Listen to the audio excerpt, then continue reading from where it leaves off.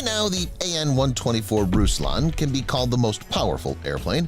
This is a Soviet-made, heavy, long-range transport aircraft. The AN-124 was put into full-fledged operation in 1987 and is still in use today. You bet! This airplane is indispensable in the most extreme air cargo transportation because it's the world's most load-lifting serial cargo airplane.